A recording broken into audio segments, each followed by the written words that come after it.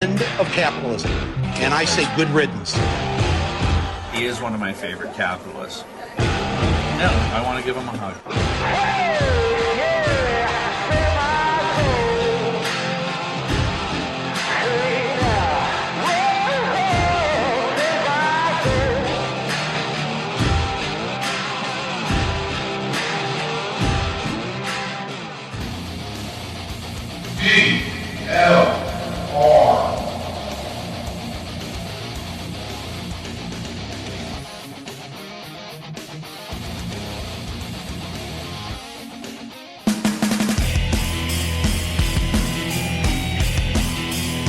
Hi, this is Alan Bordius of VLR's Their Finest Hour in the Roundtable of Extreme Liberty.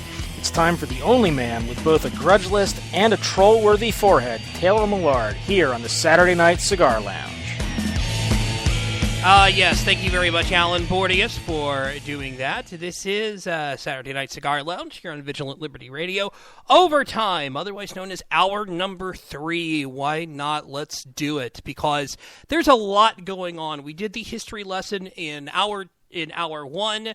We did a little bit of it in hour 2. I also want to thank Liz Harrison for calling in. I want to thank Heather Boulware and Eric Spencer for calling in. Be sure to catch their new show, Odds and Ends with Heather and Eric, which starts on Sunday at 10 p.m. Eastern. So tomorrow. I love it how people are still talking about the fact that I do dramatic pauses. Sometimes it's to take a drink. Sometimes it's to collect my thoughts. Sometimes it's for emphasis. I figure dramatic pauses are better than swearing up a storm. It used to be that to, what's the best way to put it? Emphasize stuff, I would swear. I don't do that on air, though. I'm not interested in doing that on air. Vicky in the chat room can confirm that, as can some of the folks at Keith's Comics in Dallas. Which, by the way, I want to give a shout-out to Keith's Comics, because I really like... Oh, hi, Cranky T-Rex. I actually really like the work that Keith's Comics does and how they're able to get things that I'm looking for. Like the fact that I got Robin 3, Cry of the Huntress, which was actually the first comic book series I ever read. And they had a 6-pack of it. Found it at the end of last year. So I would go check them out. And go to keithscomics.com. Or if you're in the Dallas area, they got 4 locations. Worth checking out. And Keith, if you're listening, that was just a free ad because I love you guys so much. Now, we did the history lesson where we looked at what the president said, and we tried to, what's the best way to put it, discuss it and talk about the problems that were done with it, or the problems of it, and the broad statements that were done. Let's look at some of the reaction to the president's statement. And this is where I get to say, hi, Todd Starnes. This is my history lesson for Todd Starnes, who on Fox News, well, foxnews.com and their YouTube channel, had this to say. And it's a long clip, about 2 minutes, but it's important to play the entire thing to understand the context. Because we here at Vigilant Liberty Radio and Saturday Night Cigar Lounge are all about context, unless I'm putting my foot in my mouth. Then it's just fun to do that. But here's what Todd Starnes had to say.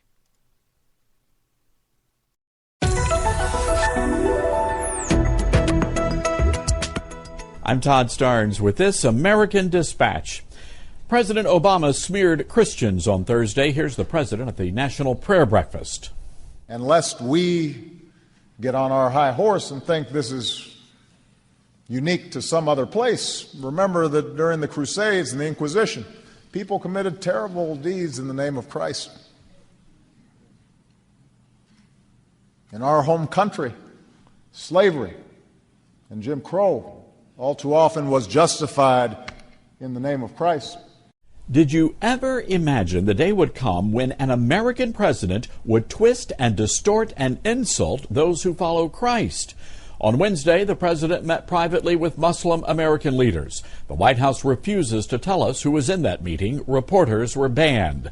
The White House released a statement that read, in part, the president discussed the need to continue countering ISIL and other groups that commit horrific acts of violence, purportedly in the name of Islam. Purportedly, the Islamic radicals are not shouting Jesus saves when they crucify children and burn grown men alive. They're shouting Allah Akbar. Franklin Graham put it like this, writing in part on Facebook, Jesus taught peace, love, and forgiveness. He came to give his life for the sins of mankind, not to take life.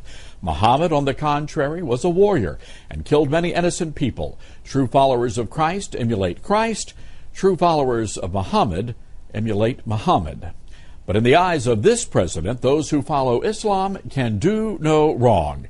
And when push comes to shove, President Obama has demonstrated he will always stand with the Muslims. And that is today's American Dispatch. To sound off, check out my page on foxnews.com. All right. A history lesson for Todd Starnes here. I really hope you're listening, Todd. Because if you're not, then this is disappointing. But I'm going to give the history lesson anyway. No, President Obama, in my opinion, President Obama was not trying to smear Christianity. And he didn't smear Christianity. He was trying to do what has been called a moral equivalence.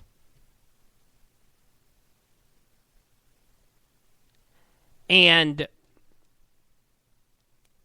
doing a moral equivalence is not necessarily a smear. There's something else that needs to be remembered. And Todd didn't bring this up. And this is why I'm going to give him the history lesson. And I'm actually going to give Jim Gilmore and Robert Jeffress a history lesson as well. Jeffress is the current preacher at First Baptist Church Dallas. Jim Gilmore is the former governor that was the former governor of Virginia. Bad things happened. Christians have done bad things.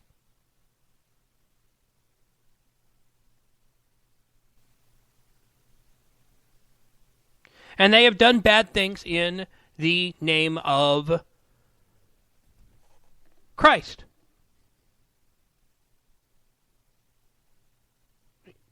It is. It's true. I mentioned it in the first hour. The fact that, well, look at the fight between the Protestants and the Catholics in Europe. Look at the fight that was done between the Huguenots, the French Huguenots, which were the Protestants in France. These pauses, by the way, are because Chad, who has been in the chat before, has been texting me. But look at the fight between the Protestants in France and the Catholics. And the horrible stuff that happened there. I mean, golly, that stuff was awful. What happened? That both Protestants and Catholics did. And not only that, just do a Google search for the 30 Years' War. Anyone out there wants to look at the 30 Years' War?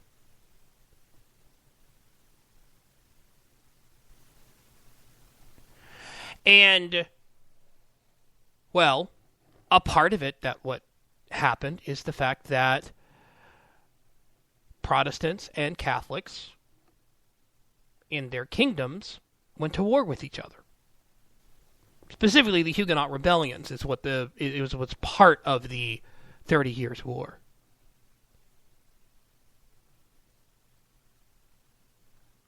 Look at how the Holy Roman Emperor Charles V had to sign the Peace of Augsburg, or the Augsburg Settlement, which basically stopped the war that was going on between German Lutherans and the Catholic Church.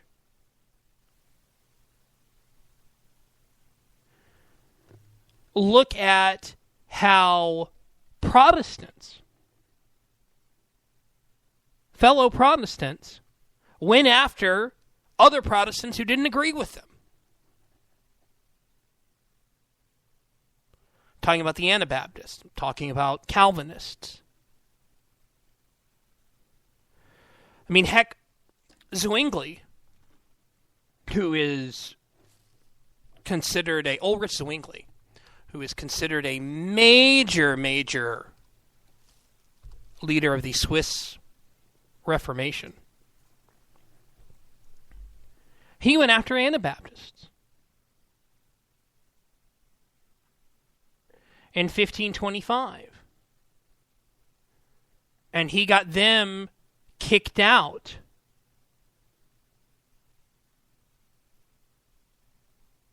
So, yeah. Christians have done bad things. And they have done bad things to each other. Not only that, you can look at some of the fight that's going on in the Central African Republic between Christians and Muslims, and you have the Christian militias running around massacring Muslims. Now, what's very, very interesting, is the fact that you have other Christians standing up against these so-called Christian militias. Again, so-called Christian militias. And fighting against them, or speaking out against them.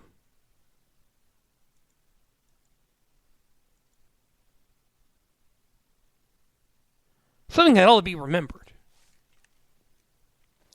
But to say that the president smeared Christians. No, I don't think the president smeared Christians. I think that Christians who commit violence in the name of Christ are smearing Christianity.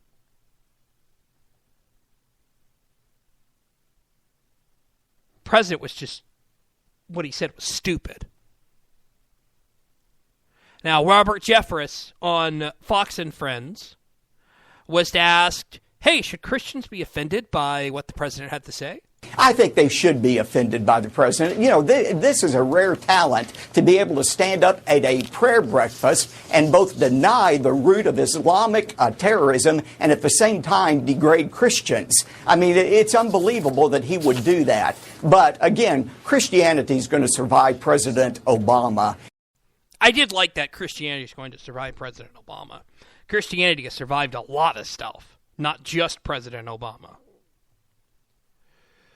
And by the way, a note in the chat room, Roman Flute said, Dallas peeps were telling Todd Starnes to go eat at Houston's. Why were they telling him to go eat at Houston's?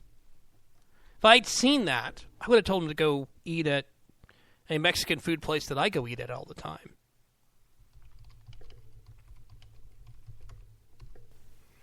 I would have told him to go eat at Houston's. Houston's iffy.